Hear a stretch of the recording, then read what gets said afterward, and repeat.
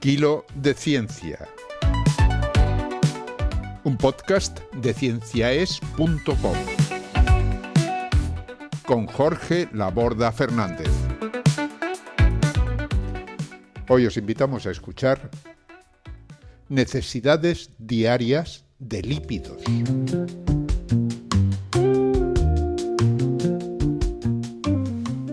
Buena ciencia, amigos y seguidoras de Kilo. Saludos cordiales de Jorge Laborda.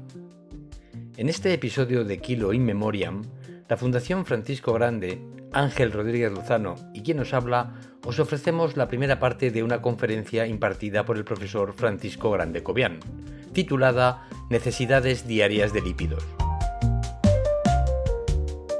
Como saben los fieles oyentes, hemos podido recuperar la voz y el estilo explicativo del Dr. Grande Cobian, una prominente figura científica internacional en el campo de la nutrición, gracias a la inteligencia artificial. Podéis encontrar información sobre este insigne científico en los enlaces incluidos en la página web de Kilo de Ciencia. La conferencia de hoy tiene una duración aproximada de 1 hora que emitiremos en 2 programas correlativos de Kilo de Ciencia in Memoriam. Como estoy seguro de que podréis apreciar, la conferencia tiene un considerable valor histórico, en primer lugar porque forma ya parte de la historia de la ciencia en sí misma, y en segundo lugar porque aborda interesantes aspectos de la historia de la ciencia de la nutrición y de la bioquímica.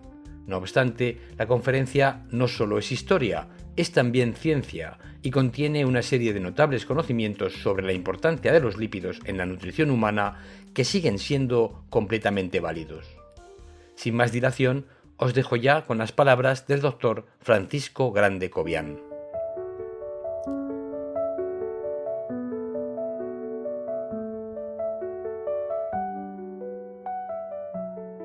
El papel atribuido a los lípidos, y más específicamente a las grasas neutras o triglicéridos, en la nutrición animal, ha estado tradicionalmente asociado con el mayor valor calórico de las mismas en comparación con el de los otros 2 principios inmediatos, los hidratos de carbono y las proteínas. Mientras que 1 gramo de grasa posee un valor calórico aproximado de 9 kilocalorías, el de los hidratos de carbono y las proteínas es de 4 kilocalorías por gramo.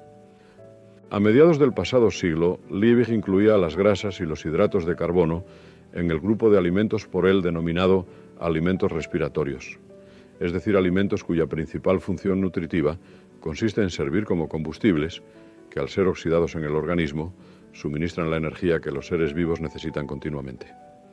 Al mismo tiempo, Dumas, en Francia, incluía a las grasas entre los alimentos que él denominaba principios combustibles.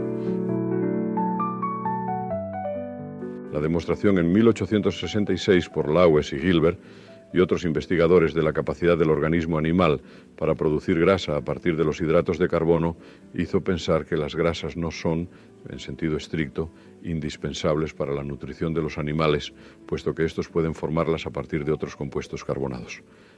Más tarde, al introducirse la ley de isodinamia por Rubner, en 1902, se postuló que, teniendo en cuenta las diferencias de acción dinámica específica, los principios inmediatos eran sustituibles unos por otros en cantidades de valor calórico equivalente. 1 gramo de grasa, por tanto, puede ser sustituido aproximadamente por 2,25 gramos de hidratos de carbono o de proteínas.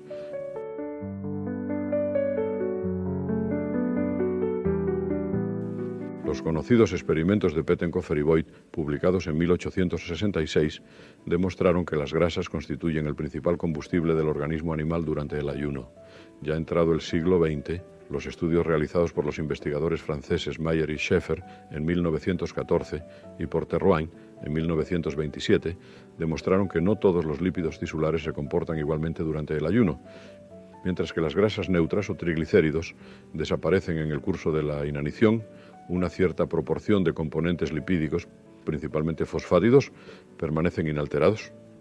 Esta fracción lipídica fue denominada por los investigadores elemento constante, para indicar que una parte de los lípidos que se encuentran en los tejidos animales desempeñan una función estructural y no están disponibles para ser utilizados como combustible.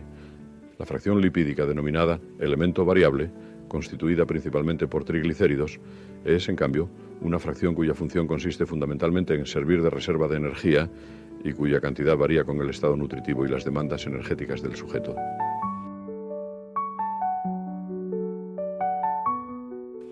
Los lípidos, considerados en conjunto, no son pues solamente combustibles, son también lo que Liebig llamaba alimentos plásticos o materiales de construcción de las estructuras orgánicas.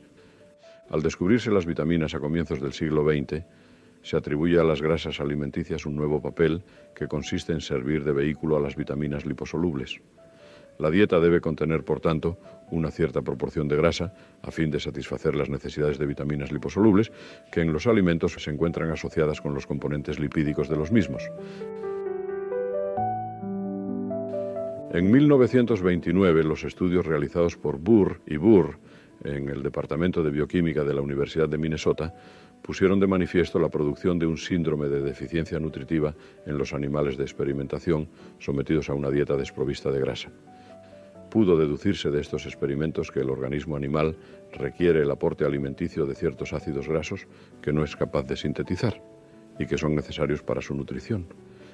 Estos ácidos grasos fueron denominados por ello ácidos grasos indispensables o esenciales y durante algún tiempo fueron considerados análogos a una vitamina, dándoseles el nombre de vitamina F, denominación que no es empleada en la actualidad. Se estableció así que la dieta debe contener una cierta cantidad de grasa a fin de poder satisfacer las necesidades de ácidos grasos esenciales. Dicha cantidad dependerá evidentemente del contenido en ácidos grasos esenciales de la grasa empleada.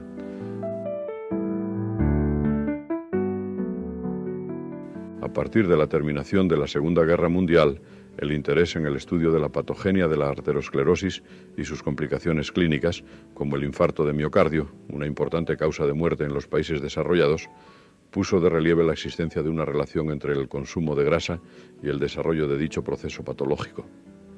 La llamada hipótesis dietética de la arteriosclerosis postula que la influencia de las grasas de la dieta sobre el desarrollo de la lesión ateromatosa está relacionada con el efecto que las mismas ejercen sobre los niveles plasmáticos de lípidos y lipoproteínas.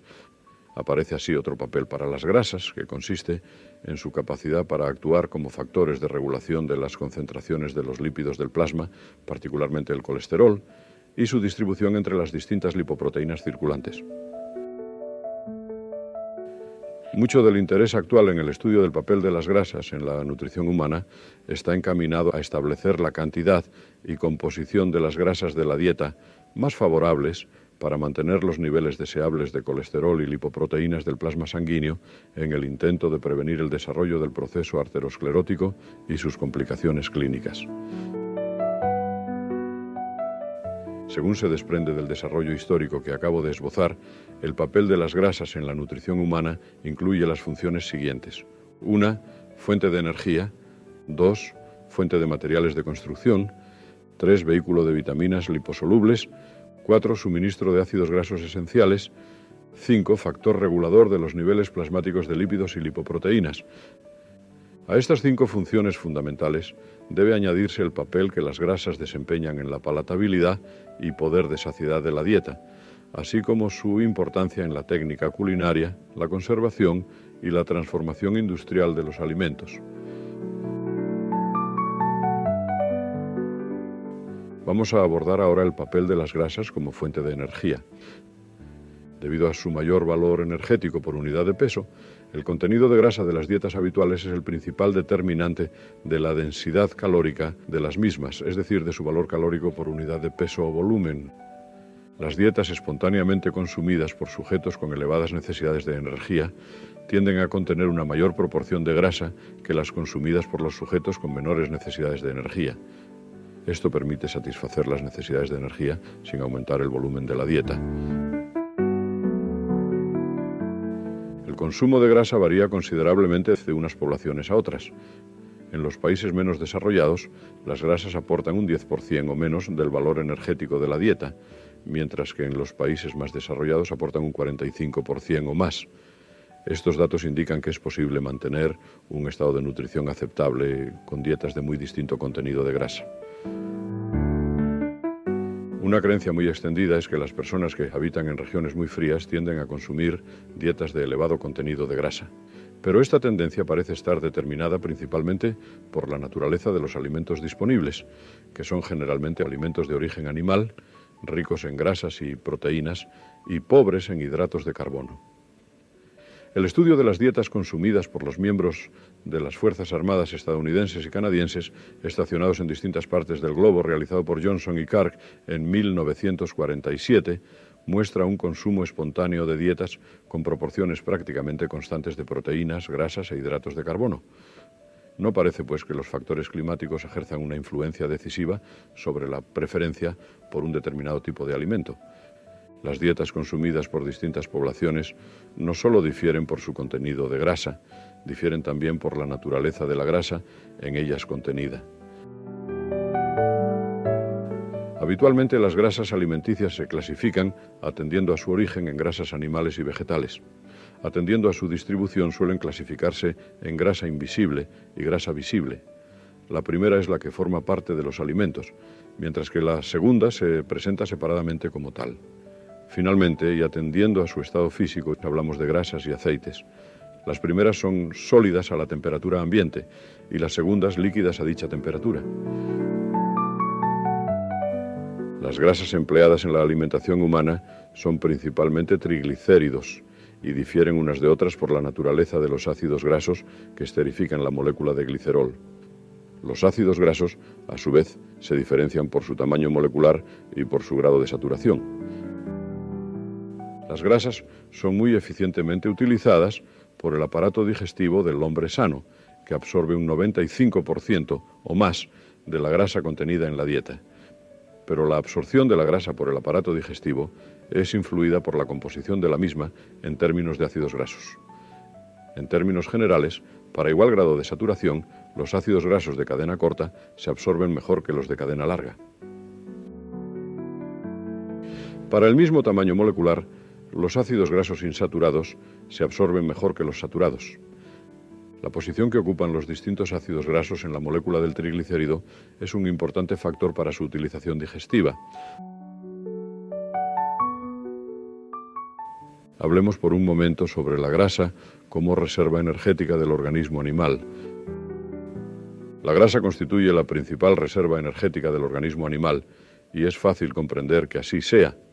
Aparte de su mayor valor calórico por unidad de peso, la grasa tiene la ventaja de poder almacenarse sin necesidad de retener agua.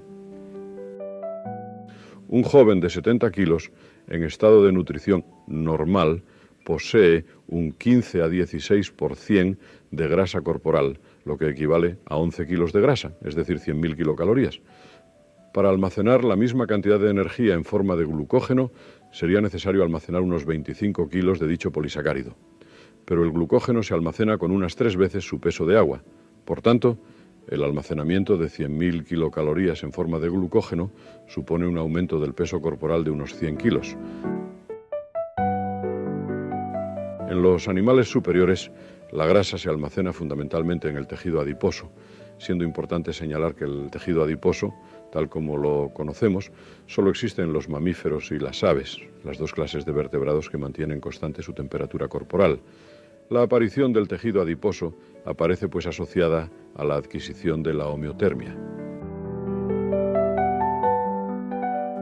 La grasa depositada en el tejido adiposo no constituye solamente la más importante reserva de energía del organismo humano, constituye también un excelente aislante térmico, como se demostró hace años en los conocidos estudios de Pugh y Edholm, realizados en 1955, sobre los nadadores del Canal de la Mancha. El depósito de grasa corporal es el principal factor determinante de la supervivencia durante el ayuno absoluto, sin limitación de agua. En 1928, Lusk ya señaló que la supervivencia de un animal en ayuno absoluto depende fundamentalmente de su contenido de grasa corporal. Esta idea encuentra confirmación en las observaciones realizadas en individuos que fallecieron después de haber declarado la huelga de hambre. El alcalde de Cork falleció a los 74 días de ayuno, y los jóvenes irlandeses que en años más recientes han fallecido de inanición, así como otros, han sobrevivido entre 60 y 70 días. En contraste, he podido confirmar en estudios realizados en 1964 y 1976 que las mujeres muy obesas que se sometieron al ayuno absoluto como medio de reducir su peso corporal han podido sobrevivir hasta 320 días sin consecuencias fatales. Estas observaciones contradicen la llamada ley de Chaussat, según la cual la muerte por inanición sobreviene cuando se ha perdido un 40% del peso corporal inicial. Algunas de las mujeres muy obesas, antes mencionadas, sobrevivieron después de haber perdido un 50% de su peso inicial, y el caso descrito por Borth en 1969 demuestra la supervivencia de un obeso enorme de 320 kilos después de haber perdido un 70% de su peso inicial. Debo añadir que la muerte por inanición sobreviene antes de haber desaparecido todos los lípidos tisulares. No conocemos con exactitud el mecanismo de la muerte por inanición, pero debe estar evidentemente relacionado con la incapacidad del organismo en ayunas para disponer de la energía necesaria para su mantenimiento. Kleiber en 1975 comprobó que la administración de vitaminas o minerales o combinaciones de vitaminas y minerales no prolonga la supervivencia del animal privado de alimentos. La presencia de una cierta cantidad de grasa corporal no solo contribuye a la conservación del individuo. En la medida en que la distribución de grasa corporal contribuye al atractivo de la figura femenina, podría decirse que contribuye también a la conservación de la especie. La acumulación excesiva de grasa corporal, la obesidad, tiene por otra parte efectos nocivos para la salud que no es necesario considerar ahora. La cuestión está en poder determinar la cantidad de grasa más conveniente para alcanzar una vida más larga y más sana. Puesto que el organismo humano no es una excepción del primer principio de la termodinámica o principio de conservación de la energía, la acumulación de grasa corporal es la consecuencia inevitable de un balance positivo de energía con independencia de la composición de la dieta. Es, en otras palabras, la consecuencia del consumo de dietas de valor calórico superior al de las necesidades energéticas del sujeto.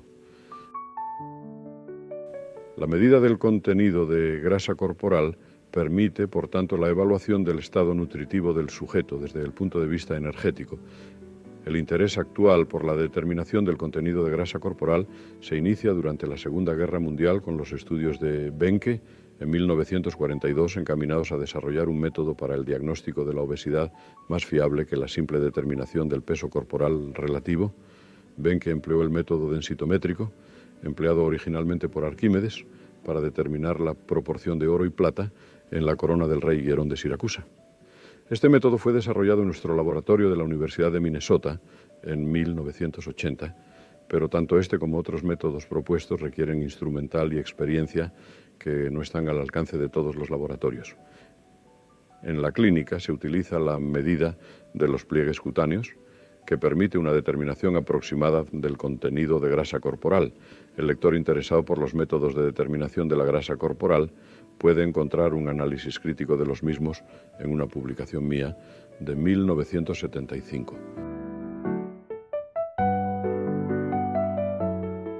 Abordaremos a continuación el tema de la participación de la grasa corporal en el suministro de energía durante el ayuno. Los clásicos experimentos de Pettenkofer y Voigt, publicados en 1866, demostraron que las grasas constituyen el principal combustible del organismo durante el ayuno. En esta situación, la grasa contribuye con un 80 o un 85% del gasto energético. El 15 a 20% restante es suministrado por las proteínas corporales. Aunque este hecho es conocido desde hace más de un siglo, el mecanismo mediante el cual la grasa depositada en el tejido adiposo de los animales homeotermos participa en el suministro de energía no ha sido aclarado hasta época mucho más reciente. El tejido adiposo, por tanto, desempeña un importante papel en la nutrición, que consiste fundamentalmente en servir como almacén de los componentes energéticos de la dieta en forma de triglicéridos, para ir liberándolos en forma de ácidos grasos conforme el organismo los necesita.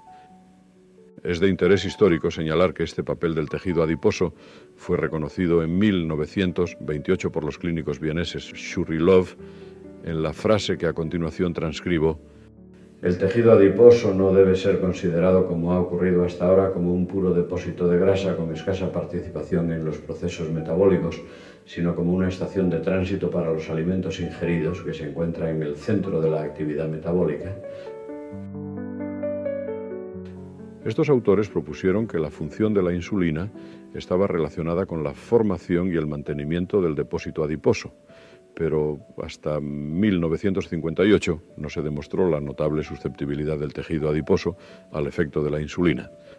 La liberación de ácidos grasos por el tejido adiposo se ajusta a las necesidades energéticas del sujeto, y Fredrickson ha introducido el concepto de homeostasis calórica para describir este fenómeno. La administración de hidratos de carbono eleva la glucemia y estimula la producción de insulina que, a su vez, tiende a inhibir la lipólisis en el tejido adiposo y a rebajar la concentración plasmática de ácidos grasos libres.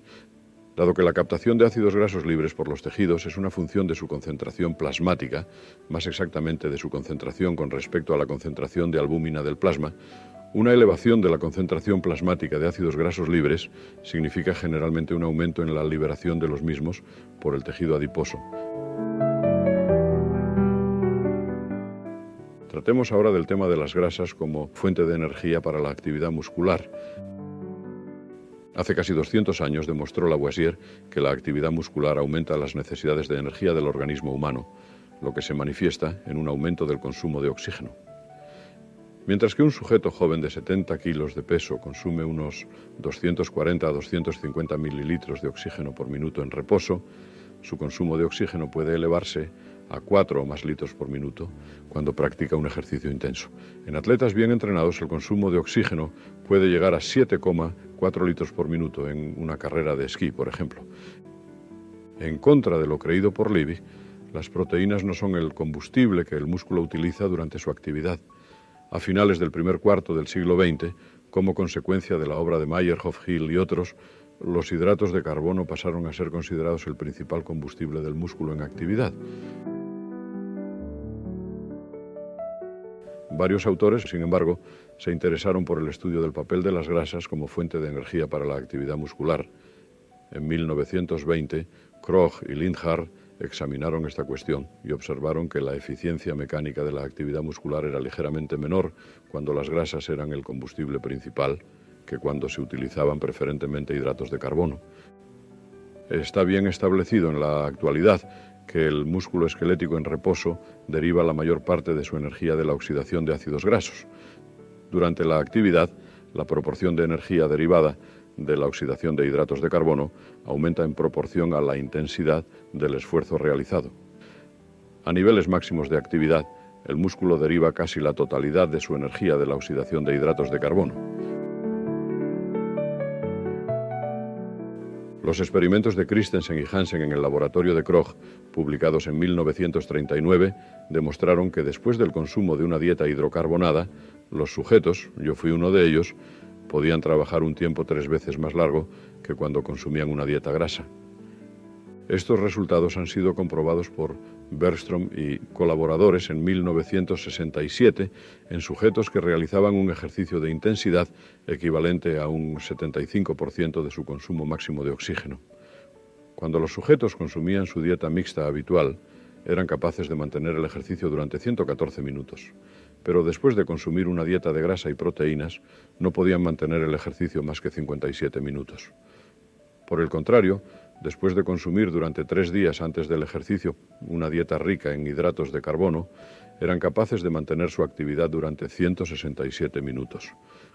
La capacidad para mantener la actividad estaba claramente relacionada con el contenido inicial de glucógeno muscular, que era de 1,75 gramos por 100 gramos de músculo después de la dieta mixta, 0,63 gramos por 100 gramos después de la dieta de grasa y proteínas, y 3,51 gramos por 100 gramos de músculo después de la dieta rica en hidratos de carbono. Es pues evidente que la capacidad para mantener un esfuerzo prolongado de elevada intensidad depende del contenido de glucógeno muscular, cuyo depósito está favorecido por el consumo de dietas ricas en hidratos de carbono. A niveles de actividad menos extrema, la proporción de grasas e hidratos de carbono en la dieta es de menor importancia. Según ha escrito Askew, en 1986, el consumo de grasa no es crítico cuando su proporción en la dieta no es excesiva, menos de un 40% de la energía total, y en sujetos previamente adaptados al consumo de dietas de elevado contenido de grasa, a menos que los sujetos se hayan adaptado durante un largo periodo de tiempo al consumo de dietas muy ricas en grasa, el contenido de hidratos de carbono es de importancia decisiva. un consumo mínimo de 100 gramos diarios de hidratos de carbono es recomendado por Askew. Un consumo diario de 400 a 500 gramos de hidratos de carbono es práctico y debe recomendarse a aquellos que realizan diariamente actividad física prolongada e intensa. Según los investigadores Karvonen y Turpeinen, la dieta diaria consumida espontáneamente por los leñadores finlandeses que participaron en un concurso de esta profesión era de 5.460 kilocalorías. Un 46,6% de estas eran proporcionadas por hidratos de carbono, un 41,6% por grasa y un 11,8% por proteínas. Strand, en 1979, comprobó que el entrenamiento no solo permite elevar el consumo máximo de oxígeno, eleva también la capacidad para oxidar ácidos grasos, reduciendo la utilización de glucógeno.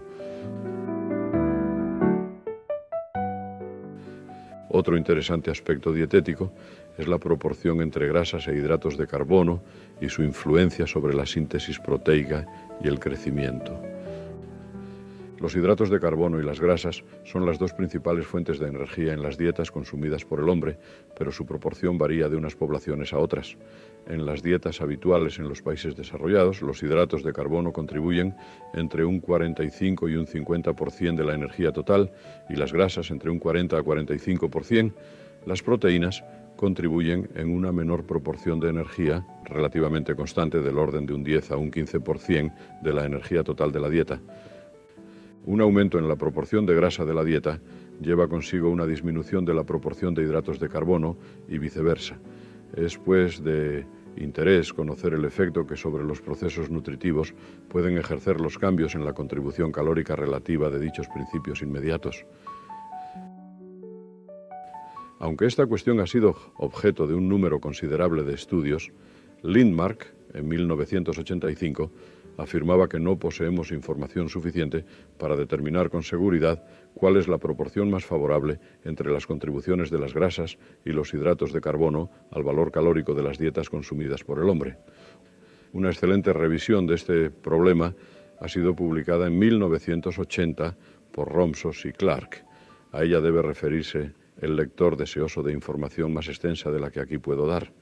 Aparte de las diferencias de valor calórico entre las grasas y los hidratos de carbono, es importante señalar que el rendimiento energético de la oxidación de estos principios inmediatos, en términos de producción de ATP, es prácticamente la misma. Después de una comida, parte de los hidratos de carbono y las grasas contenidas en la dieta se almacenan como reserva de energía, pero el costo energético del almacenamiento depende de la forma en que éste se realice. El almacenamiento de glucosa en forma de glucógeno cuesta aproximadamente un 5% de la energía de aquella, mientras que el almacenamiento de glucosa en forma de triglicéridos tiene un costo aproximado de un 10 a un 20% de su valor energético, según determinó Baldwin en 1970. El almacenamiento de los ácidos grasos procedentes de la dieta en forma de triglicéridos en el tejido adiposo tiene un costo energético inferior a un 5% de su valor calórico. Así pues, el costo del almacenamiento de energía en forma de triglicéridos del tejido adiposo es algo mayor con dieta rica en hidratos de carbono que con una dieta rica en grasa, en contra de una creencia muy extendida. Recuérdese que el organismo humano tiene una capacidad limitada de almacenamiento de glucógeno, mientras que posee una capacidad prácticamente ilimitada para almacenar grasa. Los datos publicados por Jequier en 1984 indican que en el hombre el elevado efecto termogénico de las dietas ricas en hidratos de carbono se debe probablemente al costo energético de la síntesis de ácidos grasos a partir de la glucosa. Esto quiere decir que las grasas son utilizadas más eficientemente que los hidratos de carbono. Del mismo modo, los datos obtenidos en los animales de experimentación, en cuyo detalle no debo entrar, demuestran que las grasas son utilizadas más eficazmente que los hidratos de carbono. Las diferencias son, sin embargo, pequeñas en la mayoría de los casos, y la utilización energética depende del contenido proteico de la dieta, según comprobaron Romsos y Clark en 1980. Un importante aspecto de la cuestión que nos ocupa se refiere al posible efecto de los cambios en las proporciones de grasas e hidratos de carbono de la dieta sobre el crecimiento. Este problema es de evidente importancia, tanto desde el punto de vista médico como desde el punto de vista de la producción animal. La influencia del contenido de grasas e hidratos de carbono sobre el consumo espontáneo de alimento fue estudiada en 1976 por Fomon y colaboradores en recién nacidos de sexo masculino y de 8 a 112 días de edad. 2 dietas de idéntica densidad calórica fueron comparadas. Una de ellas derivaba el 62% de su energía de hidratos de carbono y el 29% de grasa. La otra derivaba 34% de su energía de hidratos de carbono y 57% de grasa. El contenido proteico era el mismo para las 2 dietas y equivalía a un 9% de su valor calórico. La cantidad de alimento ingerida por kilo de peso fue la misma en ambos casos, así como el crecimiento longitudinal y la ganancia de peso. Numerosos estudios sobre esta cuestión han sido realizados en distintas especies animales. La conclusión que se deduce de estos experimentos es que la síntesis neta de proteínas en el animal en crecimiento está determinada por factores no directamente relacionados con la oxidación de hidratos de carbono o grasas, ni con la magnitud del balance positivo de energía. La síntesis proteica durante el crecimiento demanda un cierto aporte de aminoácidos, por debajo del cual dicha síntesis disminuye con independencia del suministro de energía no proteica. El balance positivo de energía, por encima de las necesidades de mantenimiento, y la relación de energía no proteica, hidratos de carbono, grasas, no son factores reguladores importantes de la síntesis neta de proteínas durante el crecimiento normal. Esta conclusión está de acuerdo con la derivada de las observaciones publicadas en 1980 por Elwin y colaboradores en pacientes malnutridos, en los que es posible alcanzar balance nitrogenado con un suministro de energía cercano al balance calórico.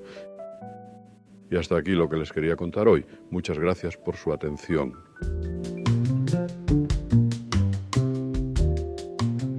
Y así termina la primera parte de la conferencia.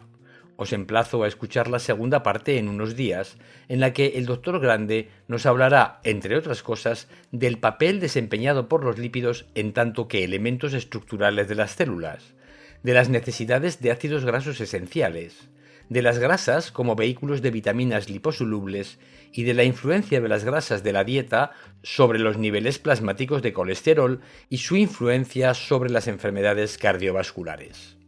Por el momento me despido aquí con los mejores deseos. Cuidaos mucho y cuidad también de los demás, que, según dice la ciencia, parece ser una importante forma de aumentar el nivel de bienestar personal. Buena ciencia, hasta el próximo programa. Adiós. Han escuchado ustedes a Jorge Laborda en Kilo de Ciencia, un podcast de cienciaes.com que se elabora gracias a vuestras donaciones. Si deseas colaborar, visita nuestra web y pulsa el botón de donar. cienciaes.com. Ciencia para escuchar.